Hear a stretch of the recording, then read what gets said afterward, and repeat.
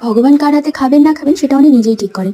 আমরা যতই প্ল্যানিং করে থাকি না কেন, সেটা পরিপূর্ণতা পাবে কিনা সেটা একমাত্র নির্ভর করে ভগবান চান কিনা।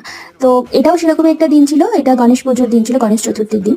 তো আমি যেহেতু পুজোর দিকে থাকি না, সেই জন্য মাই সমস্তটা দিচ্ছিল, প্লাস আমার টিচার্সদের প্রচণ্ড অর্ডারের চাপ ছিল আর আমার পড়াও ছিল, তার জন্য সেইভাবে আর আমি এদিকটা দেখিনি। এবং জোগাড়ও যে খুব করা ছিল এমন নয়, মা করতো পরে সকালে। তো মায়ের হঠাৎ শরীরটা খুবই খারাপ হয়ে যাওয়ার জন্য আমাকেই পুজো করতে হয় এবং সমস্ত জোগাড় করে আমাকে পুজো করতে হয়।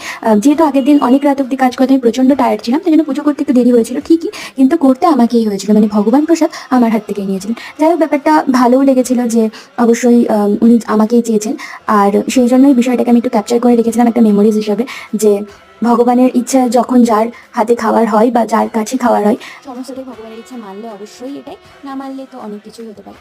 তোমরা কেমন আছো অবশ্যই জানিও, আর এতদিন না ভিডিও দেওয়ার জন্য অনেক অনেক সরি। অবশ্যই আমি চেষ্টা করবো এখন থেকে রেগুলার দেওয়ার।